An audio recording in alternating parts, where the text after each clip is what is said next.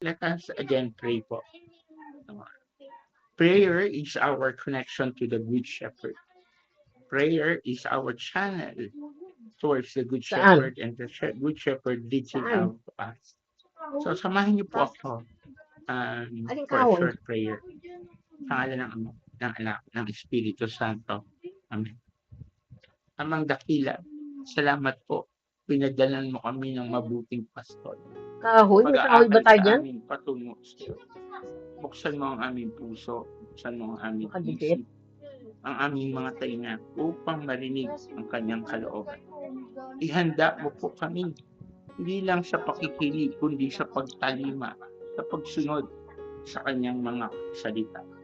Lord, sa hapon pong ito, patuloy pa namin isinusuko sa iyo lahat ng aming katwiran, lahat ng aming kaalaman, upang amang ito ay hindi maging hadya sa aming pagsunod at sa aming paghahanap sa iyong kalooban. Pagpalaan mo po ang bawat isa sa amin, Lord, at nawa lahat ng gagawin namin ay magbigay lamang sa iyo ng kapurihan. In Jesus' name, Amen. Sa ngalan ng Ama, ng Anak, ng Espiritu Santo. Amen. Hallelujah. Magandang hapon po muli sa ating lahat. Magbibigay lang din po ako ng reflection about sa Good Shepherd na napakaganda po ng reflection ni Sister Lunida. Mamaya titingnan ko nga kung saan. Una po yung sinasabi, naghahanap ng patunay na sa ating Dapat yun, ano? kilalang kilala na May natin spray ang tayo dyan, ating di ba? Panginoon. Lagyan ng Ang dami Clorox. na nating narinig, ang dami nating experience, ang dami na Ang laki niya. nating relationship, gospel relationship, gospel experience. But Laman? it is always good to reflect. Yung Panginoon ba na kinikilala natin ay Panginoon na pinagaharian tayo. Hindi lang Panginoon na tagapagligtas, tagapagpagaling, tagabigay ng milagro, kundi Panginoon na pinagaharian tayo. Panginoon na ika nga, yung salita ay hindi nababali. Yung salita ay mahalaga sa atin. Yung salita Hindi mo ay binomba ng nagbibigay tubig? buhay sa atin. Nagbibigay ng halaga sa atin. Sana binomba. Yung salita ng mabuting pastol ay napakagandang mapagnilayan talaga natin na hindi lang siya pampatibay, hindi lang pampalakas, kundi pampabigay buhay. Maganda po Lalaki yung nila. binanggit kanina ni Sister Lunida about yung kambing at tupa. Kasi ang mabuting pastol, pastol siya ng mga tupa, hindi ng mga kambing. No? Sa talk na guidance po, binabanggit yan na yung paghihiwalay ng Diyos between sa kambing at tupa. Dinidifference siya kasi para makita natin yung pagkakaiba. Kaya nga,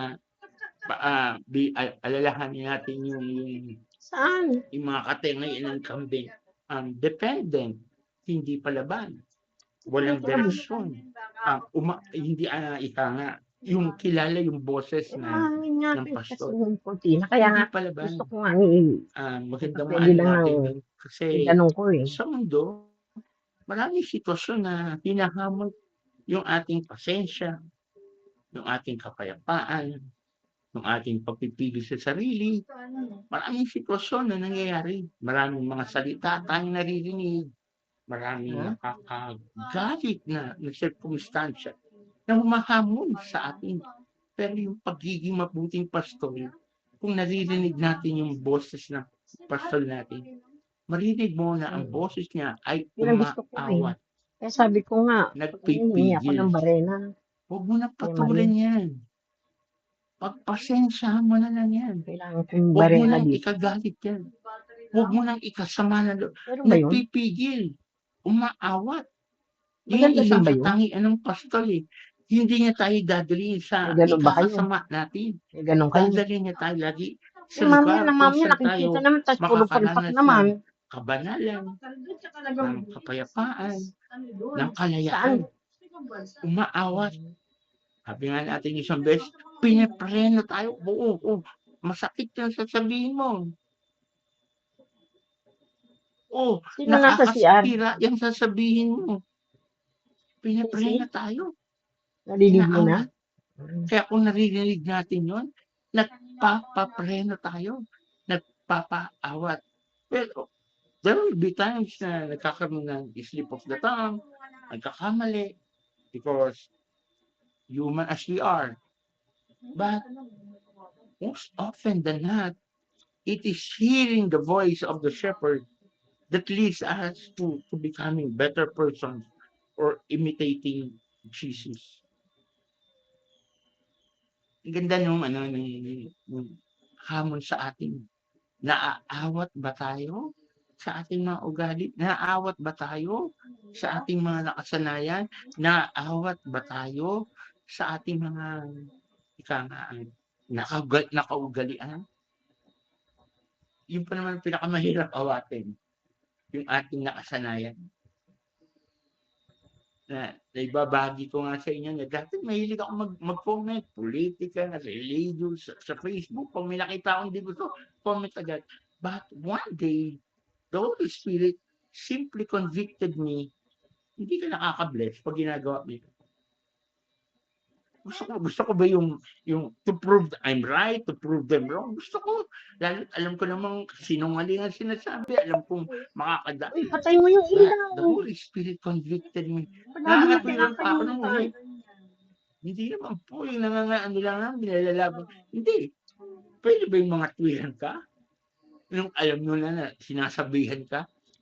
Diba nabanggit na natin dito, yung mga nanay, pag nagkamali tayo, sasabihin, hindi ka kasi nakikinig. Hindi ka kasi nakikinig.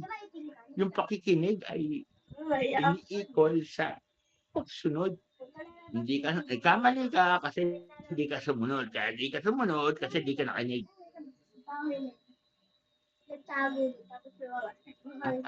Ang lakas nung salita na yun. Kung nagkamali ka, nakasakit ka, bang hindi nakinig. Ang pag-iusap ko, tayo rito, nababad sa Word of God, babad sa pakikinig, babad sa pagpuri, babad sa pagsimba, babad. Mas malaki yung hamon sa atin. Kasi habang nakababad ka, habang nakikinig ka, nasasanay yung tenga natin sa boses ng mabuting pastol. Kaya nga tayo nakikinig ng Word of God kasi para masanay yung tenga natin. At habang nasasanay ka makinig sa tinig ng mabuting pastol, nasasanay ka rin makilala yung tinig ng hindi mabuti. Let me repeat that.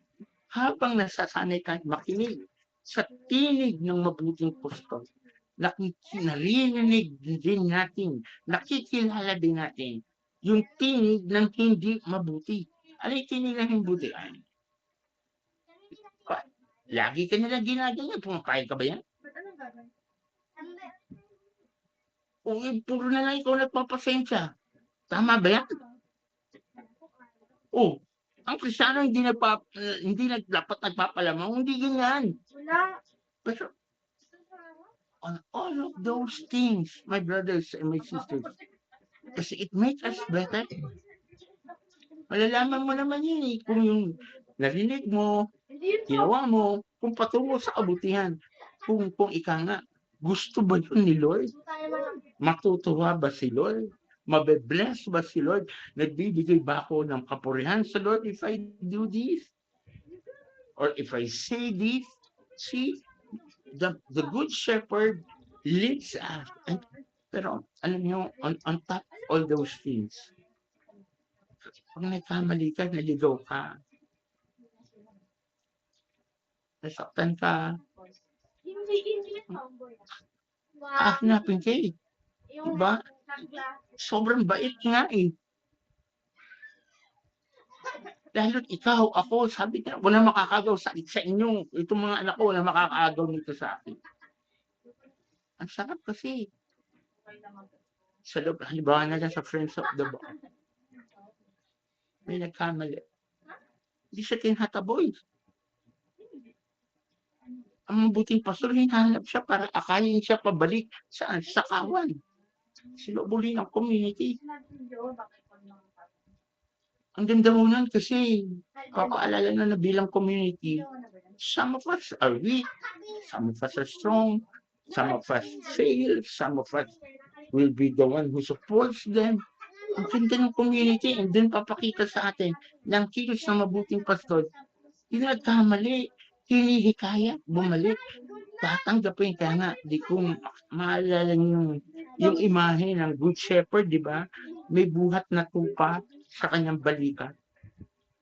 Yung tupa na naligaw, yung tupa na nasugatan, yung tupa na nagkamali, yung tupa na napalayo. Hindi sinaktan, kundi binuhat. And that picture should tell us, laging may pabalik sa Diyos. Naalala ko tuloy yung sinabi ni isang kaibigan ko, sabi niya, hindi naman problema yung naghahanap ang Diyos eh. Ang problema kung nagpapahanap tayo. Ganda yung sinabi mo. Sabi ko nga, no? Ganda, hinahanap nga ako ng Diyos. Pero nagpapahanap ba ako? Naririnig ko ba yung tawag niya, Rafi? Balik ka na, Rafi. Am I hearing that? That I am willing to, again, fully surrender my heart, fully surrender my life to you.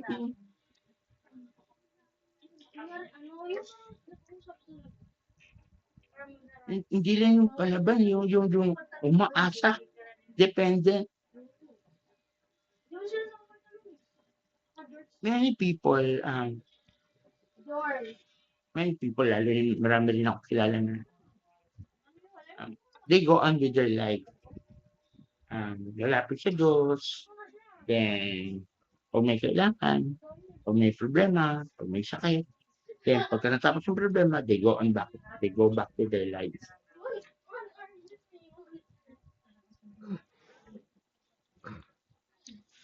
Hindi ba po, ayoko naman tawagin kasalanan yun, pero is that really the life of ng isang tupa, ng isang Kristiyano, na may halaga lang ang Diyos pag may kailangan?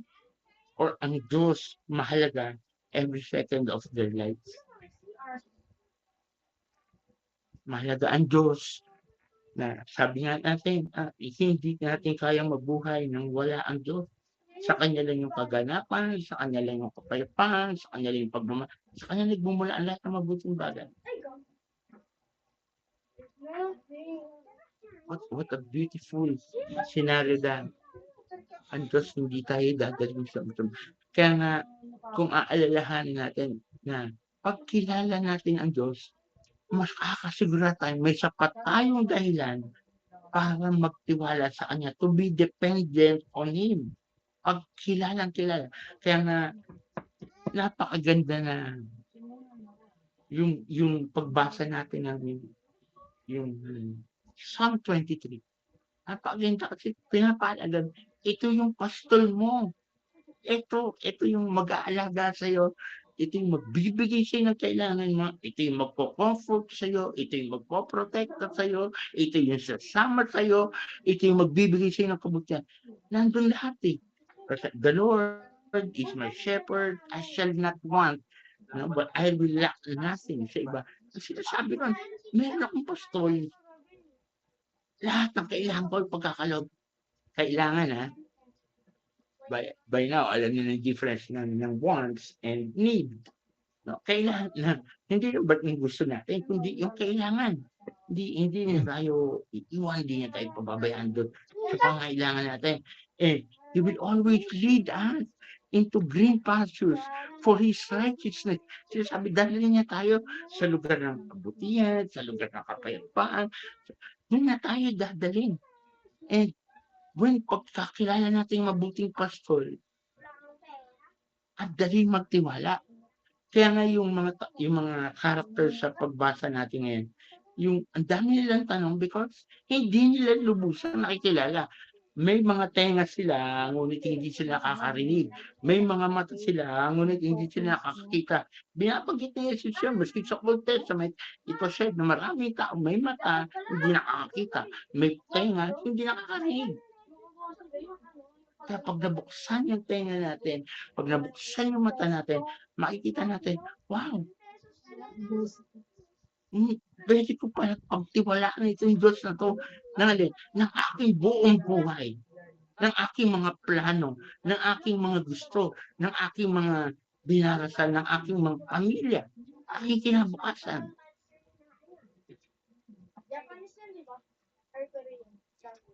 Though I walk in the valley of darkness, I fear no evil, for you are with me. Ganda. Ang ganda ng pagkakasal. Though maglakad man ako sa kadiliman, sa problema, sa sakit. Ang ganda ng pagkasabi, no? Maglakad man ako, sinasabi, hindi, maglalakad tayo. Walang exempted doon. Hindi ako matatakot. Kasi kasama ko ang Diyos. Ganda ng pagkasabi. Dahil dumaan man ako sa problema, dumaan man ako sa sakit, dumaan man ako sa pagsubok, natatakot. Kasama ko ang aking Diyos. Hindi niya ako iiwanan. Beautiful promises for a good shepherd. Beautiful promises. Kaya nga the more we listen to His voice, that voice consumes our own voice. Ano ba yung boses natin? Yung mga binibigyan natin ng katwiran. Yung mga, kasi naman Lord. Siya naman kasi. Yung mga ganun voice natin, Lord naman. Ako na lang ba aking magpapasensya? O ito pa, Lord, kakaawa naman ako, lagi lang, pero naman, ako na lang. Those voices will be, mawala. Bakit? Nako-consume na tayo ng boses ng Good Shepherd. Kaya dahil pagkasabi ni si Solido, mamayang gabi, bago tayo matulog, magtanong tayo. Oo nga naman. Ang narinig ko bang boses? Boses ng Good Shepherd? Ang sinusunod ko bang boses? Boses ng mabuting pastor?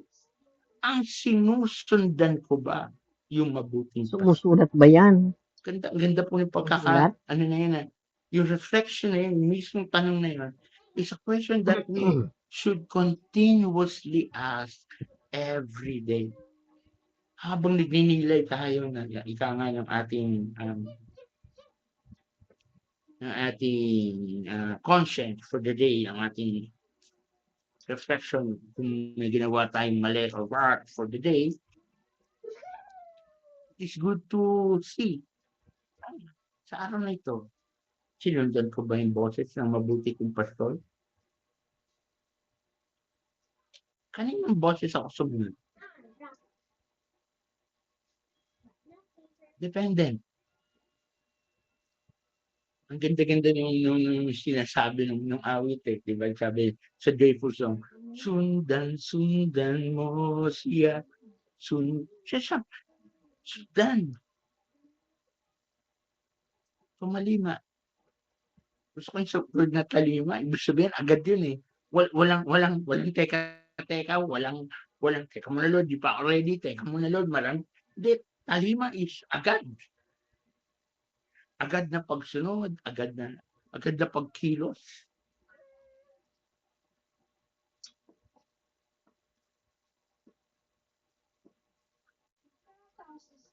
Kinikwento ko sa inyo yung kapatid ko. She's still struggling. I'm praying for her. And for the past few days, almost every day, Kuya, may bigas ka ba dyan? Kuya, may ulam ka ba dyan? Kuya, araw-araw. There is also a voice telling mo, sumusobra na yung kapatid mo, may problema siya. Dapat siyang mag-solve ng sarili niyang problema. Narinig ko ba yan? Oo. Kasi may kukontra eh. May kukontra sa salita ng Diyos. May kukontra na huwag mong gawin yan. May kukontra na huwag kang maging mabait. Pero every time she asks, kailangan marinig ko, ang narinig ko, maawa ka sa kapatid mo. Tulungan mo. Mahalin mo siya sa gitna ng kanyang kanyaan.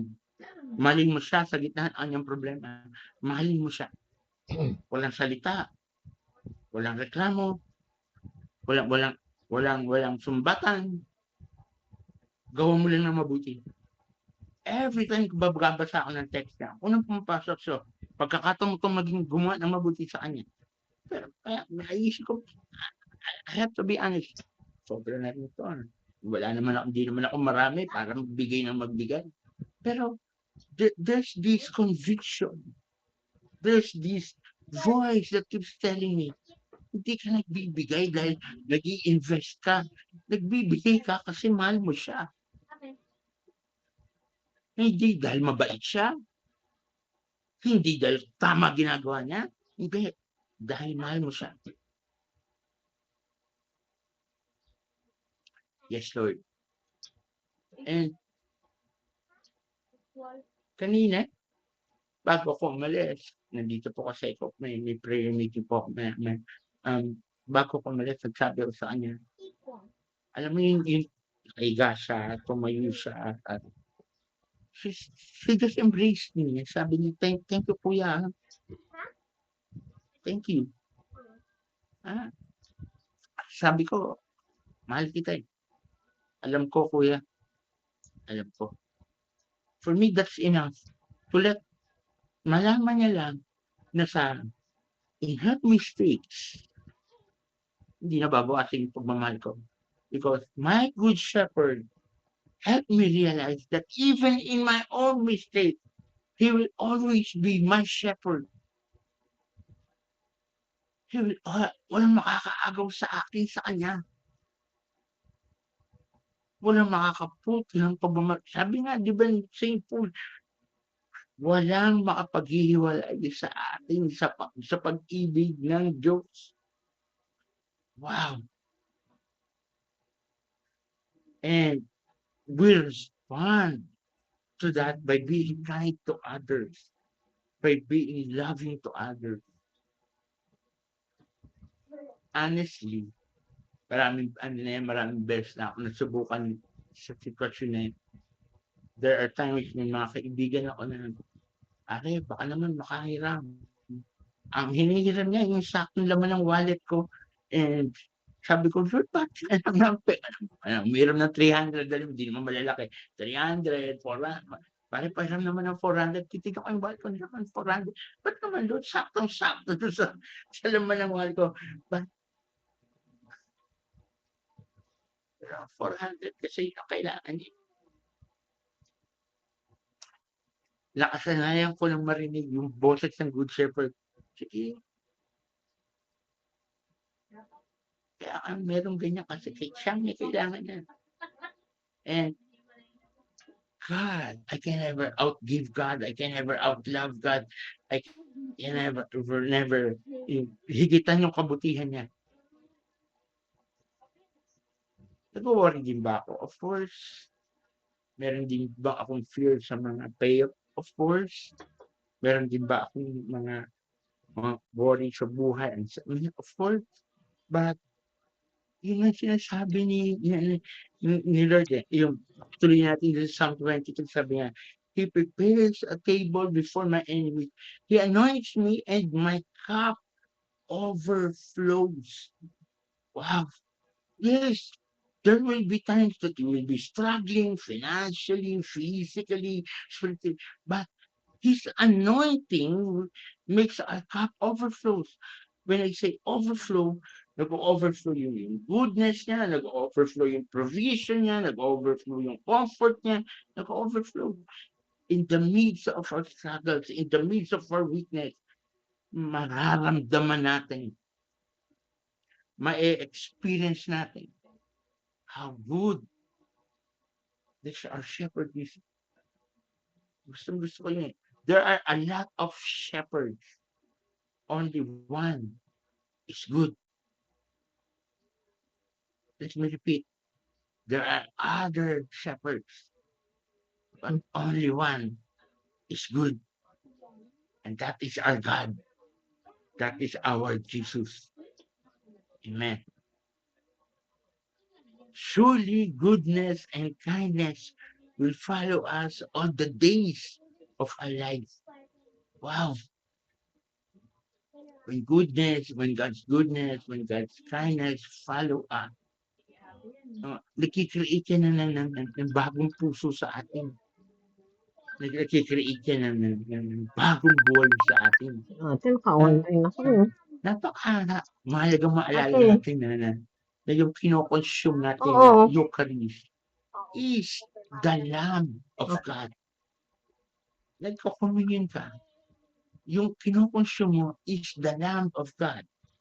And that lamb enters our body. We receive that in our body. And what we receive, we usually become. Kung ano yung tinatanggap mo, kung ano yung kinakain mo, we usually become. And the more we consume the Lamb of God, the Lamb of God consumes us, our weakness, making us into sheep, into lambs. Kaya nga, madali na nating makilala yung kanyang boses at madali na kilala na rin tayo. Yung relationship doon sa Eucharist, where we consume the Lamb of God, allows us to become sheep na nare-recognize yung boses ng Diyos at nakikilala tayo ng ating mabuting pastor. If you will notice, ang pastor is about relationship. He is not interested dun sa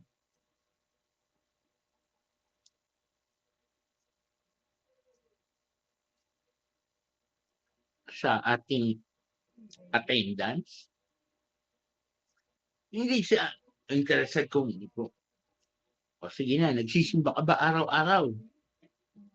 Hindi ko sinasabing ano ho yan, bawasan natin. Ang sinasabi, hindi na interesan niya, kundi yung pagsisimba ba natin, nagkakaroon ng kahulugan sa puso natin. Yung bang pagkatapos ko magsimba, have I become more forgiving? Have I become more patient? Have I allowed the Mass to challenge me to become kind, good, patient to a person who does not deserve it?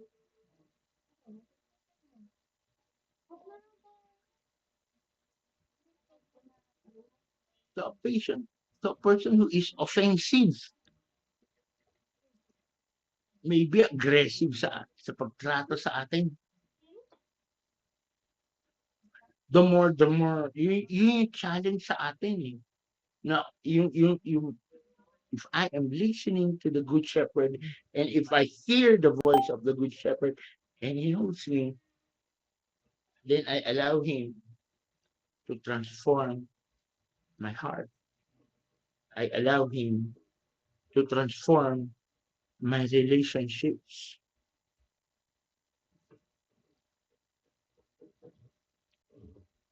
Kami pong mga magtitiisan ko. I have told you this before na we have an unusual, abnormal na relasyon kasi nag-away-away yung mga magulang namin and for I think for 30 years wala kaming communication whatsoever. And there was a time nga yung minsan ko hindi niya ako na-recognize. Tinitingnan ko kung mare-recognize niya ako. Hindi niya ako na-recognize eh. But I did not took it against her kasi how can I blame her? Di rin naman niya kasalanan na hindi kami nag-uusap eh.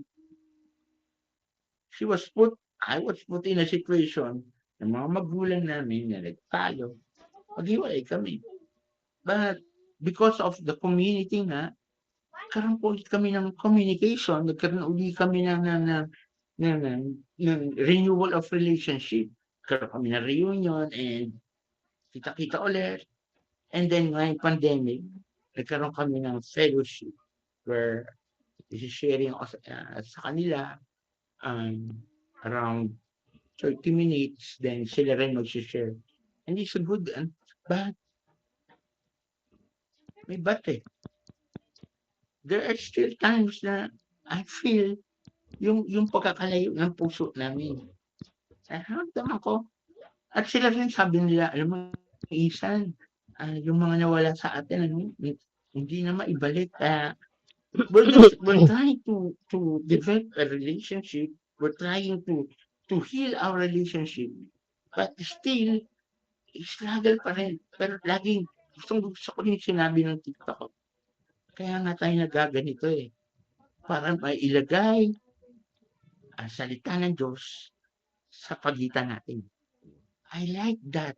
Sabi ko sa tita ko, sabi ko sa fellowship namin, amen tita. Kasi yung salita ng Diyos, ang totoong maghihilom lang ng mga relasyon natin. Ang salita lang ng Diyos ang maghihilom ng mga sugat ng puso natin. At pag naririnig natin yun, kasi galing yun sa boses ng mabuting pastol. At pag naririnig natin mabuting pastol, hindi na tayo nag-iipon ng samaan ng loob, nag-iipon ng tampo, nag-iipon ng galit. Gusto ko po marinig yung sinabi. Gusto kong emphasize na hindi ko po sasabihin hindi na tayo nagagalit, hindi tayo nagtatampo. Human emotions po yan.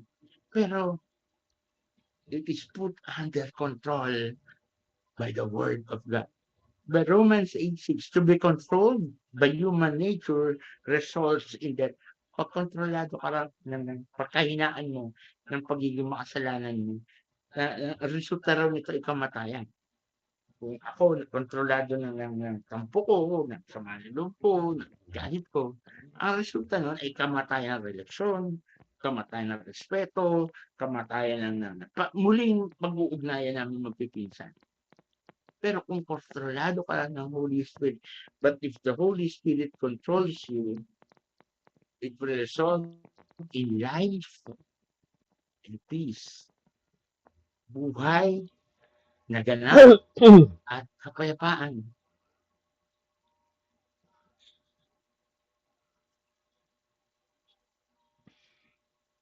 Gusto ko rin kung banggitin na isa sa pinakamalaking hadlang ba't di natin marinig yung boses ng pastor is self-pity. Meron akong kaibigan na honestly po ito, iniiwasan ko po siyang kausap. Well, pag nandiyan kami, nag-uusap po kami, pero iniiwasan ko na po siyang tawagan kasi sabi ko sa kanya, hindi kita maintindihan. Ang tagal mo na nagsiserve. Pero bakit ba hindi mo paniwalaan na hindi ka nakakaawa? Kasi pag kinausap ko, laging ganun yung tono niya. Gusto mong ganyan. Sabi ko, bakit ka umiiyak? Wala ka naman dapat ikaiyak. Sabi ko, ano pang gagawin sa'yo ng Diyos to assure you? Hindi ka dapat maawa sa sarili mo. But pag nag-uusap kami, pagkausap ko siya, lagi ako nakakabay sa kanya to assure her.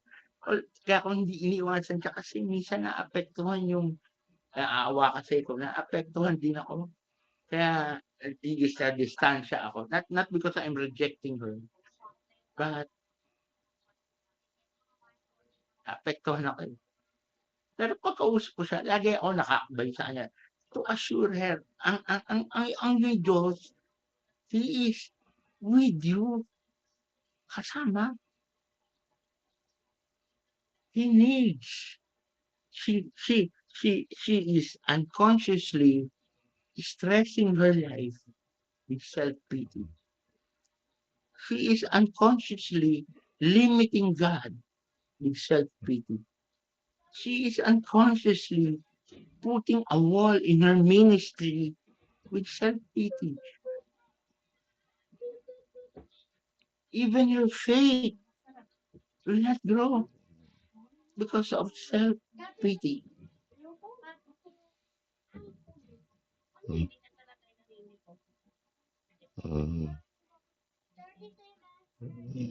Kapatid kay Kristo, kung tayo nakakaranas ng ganun, sana makita rin natin. Hindi malalim yung relasyon natin sa mabuting pastor. Ako na lang ba lang ako? Hindi ko na kaya yan.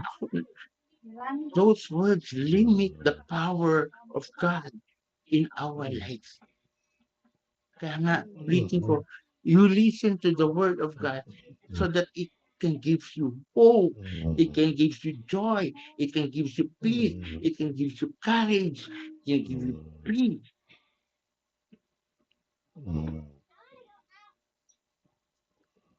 And it is really sad if you fall into the pitfall of self-pity. Another is complacency. Shadow times, ay, prayer meeting na ako, hindi na ako magro-rosary. Or hindi na ako magsisimba. Meron namang gawain. Eh, kanina umaga, late na po ako umuwi kagabi kasi meron akong pinuntahang birthday. Mga taga-Labra. Ang daming bisita, mga iba-ibang maraming kaibigan po yung may birthday. So, puno-puno po yung lugar. Nung mula sagot, malamang tayo rin maiwan mga taga-Love Flock dito. So nagawa na nga lahat, kami na lang naiwan. Ang nakakatuwa. Alauna na, hindi pa nag-iwalay siya. Sabi ko, hindi pa tayo uwi. Papasarap pa rin, pag kasama mo yung community, ganun talaga. You know what I'm talking. Alauna na. Antok na ako, talagang naghihikab na ako. Sobrang antok ko na. And nung umuwi kami, malayo pa naman yung uwian. So, nakarating ako sa bahay almost 2:30. Tulog ako around 3. Nagising ako 5:30. Yung gising na parang wala nang antok. Parang, gising na. Tapos, narinig ko lang, pwede ka na magsimba. Gising ka na. Bango na. Simba na. Not because of any reason, but because yung mga ganun conviction. For me, it's important. Yung mga ganun, it helps me set the day right. It helps me to grow in love with the shepherd. I think that's the word na gusto kong maiwan sa atin sa araw na ito. Na ang relasyon natin sa shepherd, sa good shepherd, is a relationship of love. Na in love tayo sa Diyos. Na in love tayo sa good shepherd. Hindi dahil sa kaya niyang gawin sa atin, hindi doon sa kaya niyang ibalik sa atin, kundi mahal ko lang. Wala nang ibang motivation. Wala nang ibang reason. Mahal ko lang. Bakit ako tayo prayer? Mahal ko si Lord. Bakit mahal ko nga si Lord? Ba't ako magpapatawad? Kasi mas mahal ko si Lord kaysa sa unforgiveness ko. Ba't ako nagpapasensya? Kasi nga mahal ko si Lord kaysa sa galit ko. That is the beauty of knowing the Good Shepherd. Kaya nga, yung awit, diba? This is my desire to honor you, Lord, with all my heart. I worship you. No? My desire is to honor God. Hindi kaya nga yung complacency, it prevents us. Maiintindihan naman ni Lord kung di ako magsimba, maiintindihan naman ni Lord kung maiintindihan. Mahal ka pa rin. Hindi pa rin mababawasan yung blessing mo. But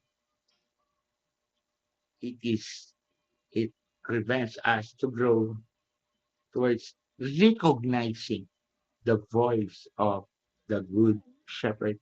Recognizing yung mahal po yung word na yan, na-recognize kasi ibig sabihin, kilala ko yan.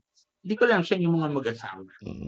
Yung mga mag-asawa, pag maski sa mall, nasa mall kayo, at halimbawa magkikita kayo sa mall, kasi ako, girlfriend ko lang, alam ko na yung boses ko na rin, malayo, nasa mall ako, hinihintay ko siya, may kausap siya, may kasama siya, halimbawa, narinig ko siya, andyan na si andyan na yung girlfriend ko. Sigurado kayong mag-asawa, naglalakad. Maraming tao, maingay. Pero pag narinig mo, andito na, sana ba yun? That is recognition. That is recognition. Kilala mo kahit maraming tao, kahit maraming boses sa mundo na aakwat sa'yo. Kilala mo. And of course, hindi lang yung self-pity, hindi lang complacent. As always, it is unsurrendered sin. Ginagamit ko po yung salita na unsurrendered sin kasi lalo sa atin. Pag nagkasala tayo, sinusurrender naman natin. Ay, sinagre-repent naman tayo. Pero if we continue to repeat the same sin again, again, hindi pa talaga surrendered. Nagsisi ka, but we still let that sin become part of our life. Kaya nga,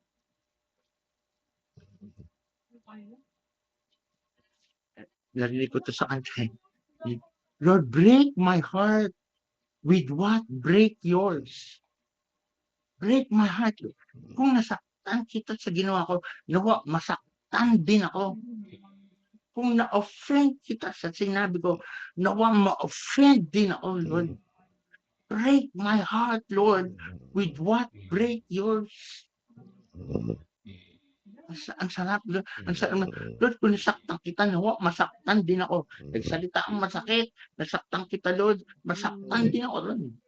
Yung degree ng pain na binigay so that sin that hurts you will be seen that I need to surrender. More than repentance, it is a need to surrender. I need to let God have control, to let God have a sin on that area of my life.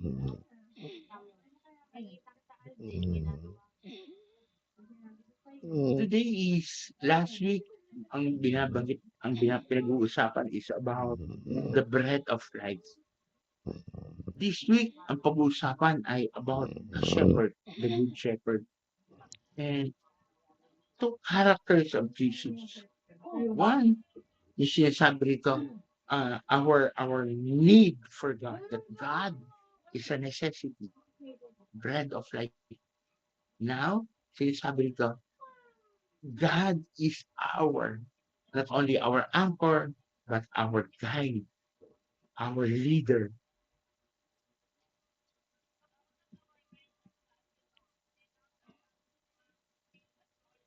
Good shepherd is a very, very good example and reminder of the character of our God. Nawa sa linggong ito, tulad po ng hamon sa atin ni Sister Winnie, na mamayang gabi or every night thereafter, we continue to ask, kanino nga ba ako nakinig sa araw na ito? Kaninong boses ba ang mas malakas? Kaninong boses ba ang aking pinaniwalaang totoo o tama? At kung na-recognize natin hindi galing sa mabuting pasol nawa, it brings us to our knees.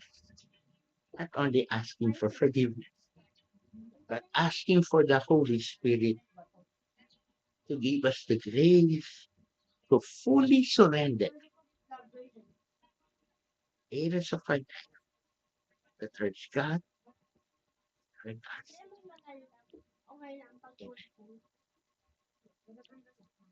Brothers and sisters, humingi po ako ng dispensa. Nandito po kasi ito sa office ni Sister Au. And yung notes ko para sa topic na peace, iwan ko sa bahay sa pagmamadali. Kaya hindi ko po tinuloy yung ating discussion about the fruit of the Holy Spirit kasi ayoko siyang ito, wala po yung guide, baka san po ako maano. And next week po, tutuloy po natin yung topic na about the fruit of the Holy Spirit. Yung fruit of the Holy Spirit ay lumalalim sa pakikinig sa Good Shepherd. And it is a very, very good reminder for all of us that if we want to continue this fruit of the Holy Spirit, we must obey and listen to the voice of our shepherd. Let us pray po. The name of the Father, of the Son, of the Holy Spirit. Lord, we want to pray again, Lord, yung song before the gospel. Open our eyes, Lord. We want to see the shepherd, the goodness of the shepherd. Open our eyes, Lord. Magmamoderator ako. That we want to see how He moves in our life. Minsan, Lord, di namin naiwasan, nagbubulag-bulagan kami o nagbubulag kami ng maraming sitwasyon ng aming buhay. For this day, Lord, we pray that we may be able to see and recognize Jesus in us and Jesus doon sa puso ng aming mga taong nakakasalamuha. May we recognize Jesus in every situation, pangit man o maganda. Makita nawa namin na may pagkilos ang Diyos sa mga bagay na ito. Hindi lang para makita yung purpose, hindi makita ang pagmamahal ng Diyos kung bakit niya pinayagan ang mga sitwasyong ito.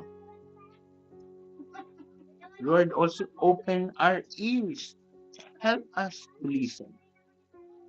Oo, Lord. May tayo na kami, kaya ako minsan, nagbibingi-bingihan kami. Or maraming umaagaw na ingay kaya hindi namin naririnig ang boses mo. Lord, help us focus on you.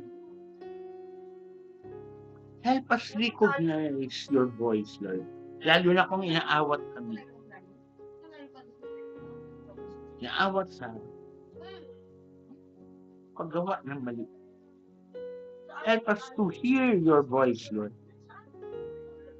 Kung hinahamon mo kami sa paggawa ng mabuti, lunurin mo, Lord, yung boses namin na nangangatilan, nagdadahilan.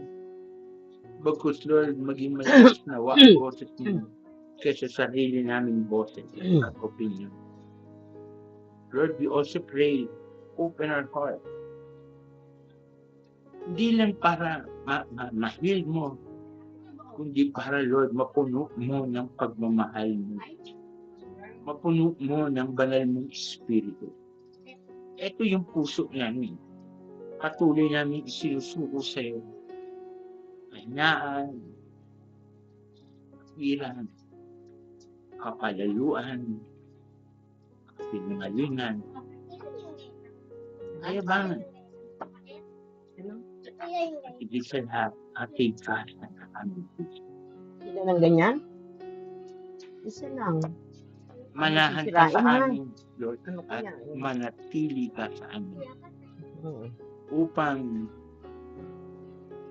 ang aming panalangin palagi ay pag-ibig mo lang ay sapat na para tumalima kami sa iyo. Pagpalain po kami lahat kasama ang aming mga mahal sa buhay. In Jesus' name. Glory be to the Father, to the Son, and to the Holy Spirit. As it As was it was in the beginning, beginning, now now and and ever ever shall shall be, be, world world without without end. Amen. Thank you, Father.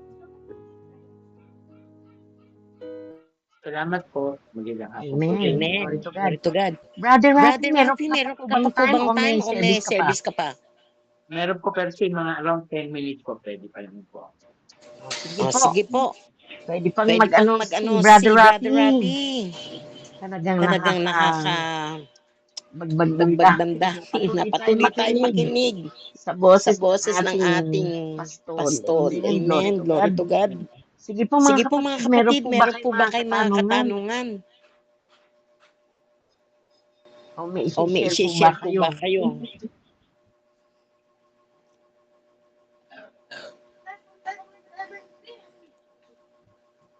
Nga po kung sino nakataas ang kamay. Walang nakataas ang kamay.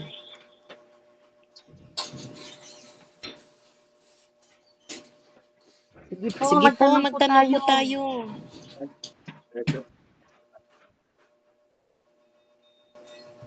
Thank you. Napakadinaw naman po ng ating ang ang pahayag ng ating kapatid na si Brother Rafi. Ano po? Sige po. Sige po. Wala na po, ba magtatanong? magtatanong? Brother Brother Ike? Ike? Morning, Morning, Brother Brother Ike.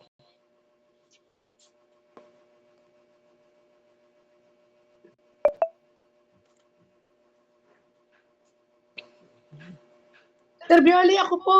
Sige po, Sige po, Sister Felicissima. Felicissima. Pinakikinggan ko naman ang iba para magbigay daan. Wala namang naimik eh.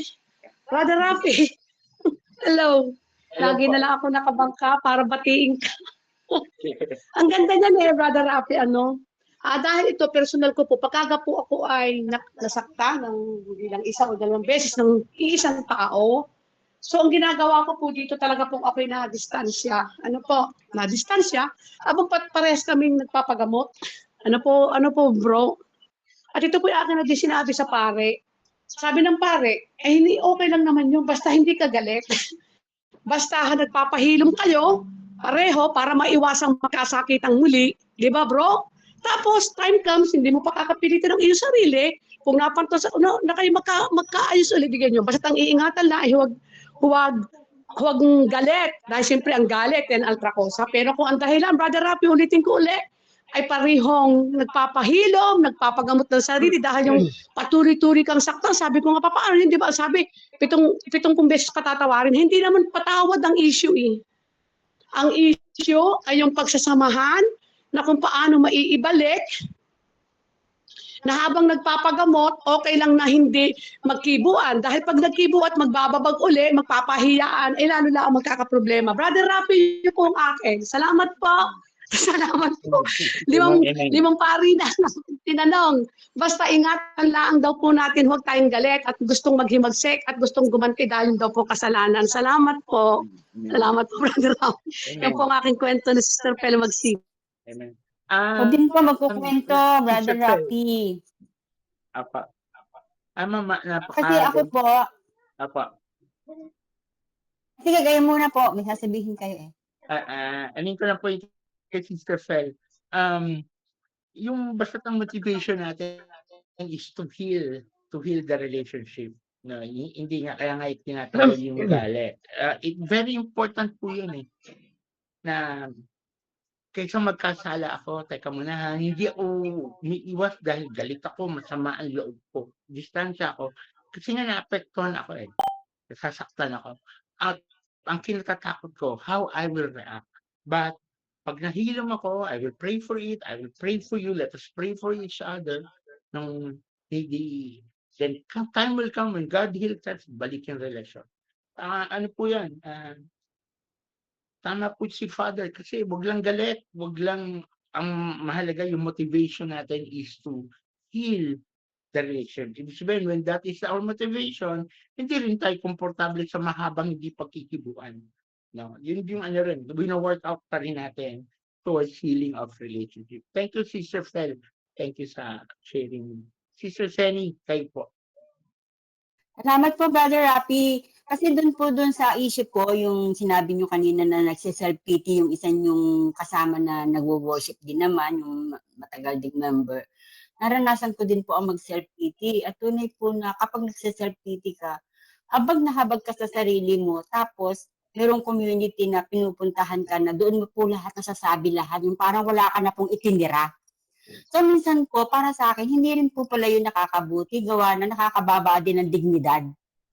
Kasi yun po yung naging karanasan ko na sa bibigay ko po ng emosyon ko, parang nagsawa na po sila sa pakikinig. Tapos po, ako nasaktan nakinig ko na po yung mga comment nila. Yun naman po yung naging way, umiwas po ako sa kanila. Kaya hanggang ngayon, hindi na po ako nakakabalik kasi parang naging daan po yun sa akin para naman ako naging matibay. Na yung kapag ako ay may nararamdaman, huwag na akong mag-self-pity, maging malakas ako. Parang nakatulong naman po sa akin yun. Yung sinabi nila sa akin noon na nasaktan ako kasi di lahat po tayo nagsishare, ano? Tapos yung problema ko, na-compare nila sa problema ng isa. Narinig ko ang sabi, naku, mas mahigpit naman pala ang problema na rin. Baka si Sister Seni ganon. Kaya nasa isip ko na lang po, siguro nasasabi lang nila yun kasi hindi po sila yung nakakaranas ng nararanasan ko. Sila kaya ang sumama sa akin sa tahanan namin para nakita nila kung ano yung sitwasyon. So, yun po. Kaya simula po noon, talagang umiwas po ako kasi ayaw ko na po marinig yung kanilang comment. Hanggang ngayon, hindi na po ako bumalik sa aming community. Ako po ay nasaktan talaga. Pero yung aking motivation na maging matatag na ako, na huwag na ako mag-self-pity, nawala po yun. Amen po. Salamat po, bro. Remember po, God uses different situations to heal us.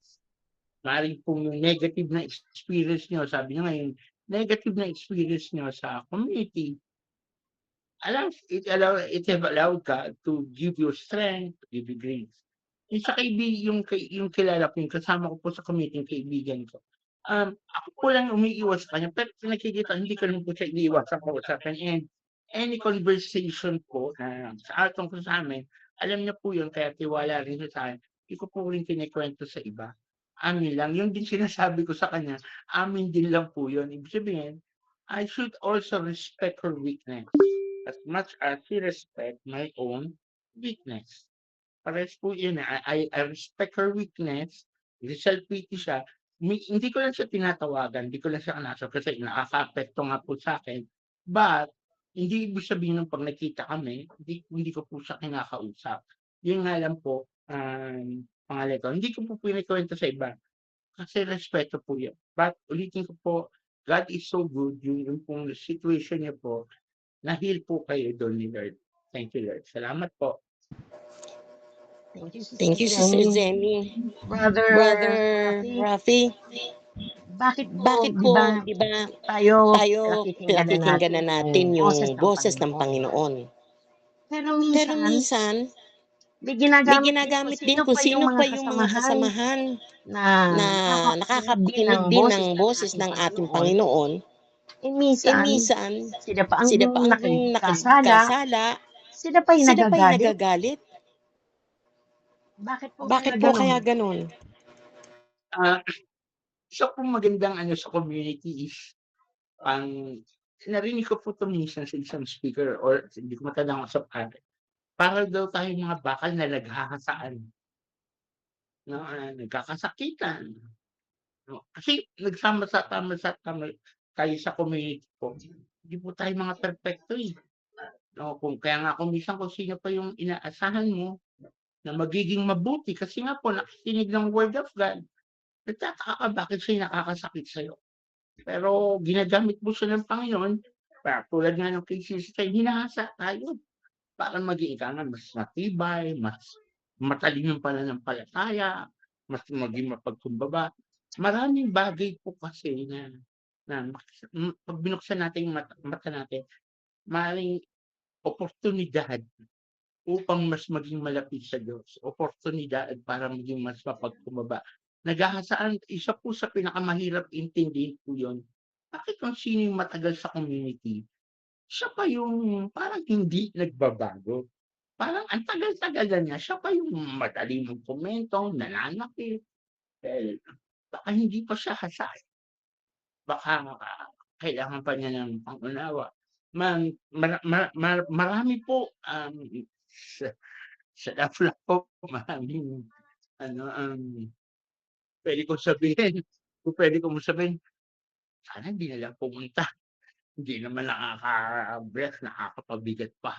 Kung pwede ko lang sabihin na ganun, kaya lang, dinala siya ni Lord sa community. Ang dami-dami ng mga community, bakit siya nandito sa community, nakakagulo lang. It teaches us to become loving. It teaches us to become patient. It teaches us to pray more, not only for that person, But parang natin sa sarili natin para magkaroon tayo ng grace to love her, to love him, in spite ng kanyang weakness. Let us also remember po that the first community, there are 12 apostles, and one of them is Judas. One of them is Peter, who became the leader but nagdi-deny, nagkakasala.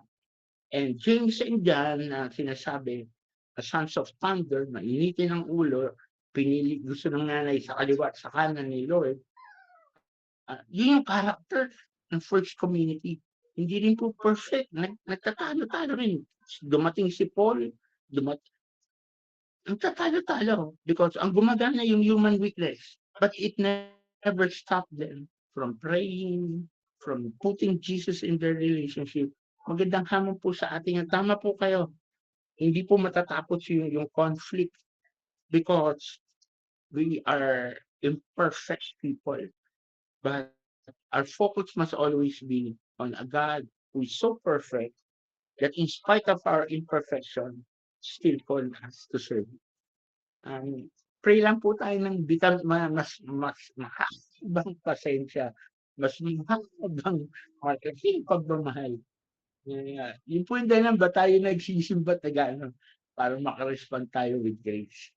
Salamat po, Sister Milena. Amen. Glory to God.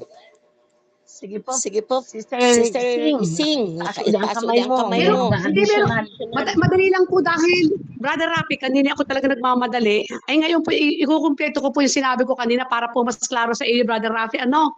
Sa madaling salita nga po, pinahiya nga po ako, moral, kahit po totoo, siyempre, pahiya ka sa harap ng ibang tao, So, ginantihan ko sa pamamagitan ng private message, nung magkita rin ako ng sitwasyon ganun, So, for short, nagpapasalamat ako sa Panginoon, pero ko, bro, as a human, talagang gigil na gigil ako, hindi sapat yung private message, talagang gusto ko siya ipahiya sa harap ng ibang tao.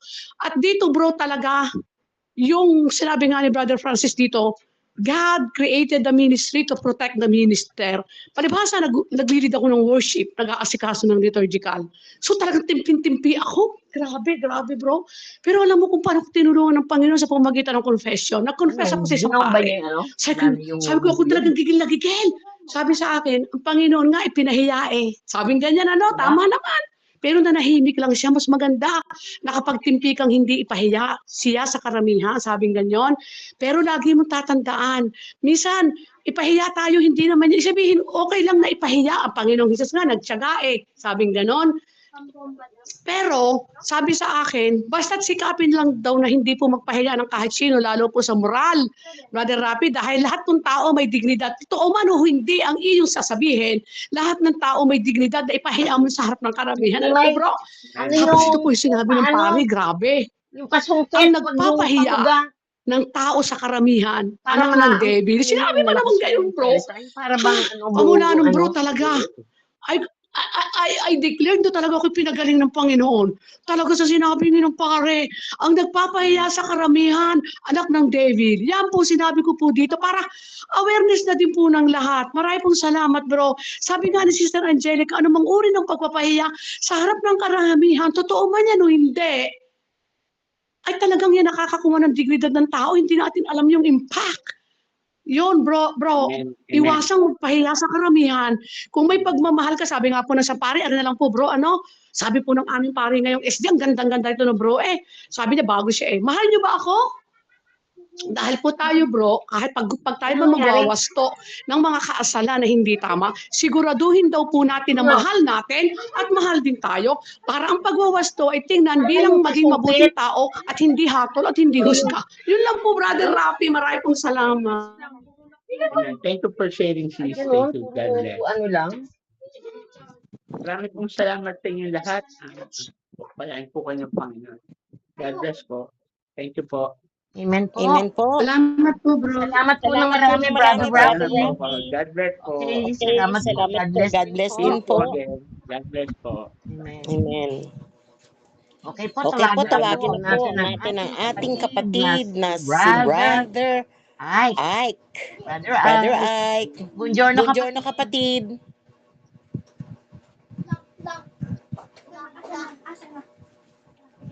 Bro Ike. Bro Ike, Nasa work po ba? Ayan. Ayan, glory to God. Po. Nasa work lang din. Okay lang.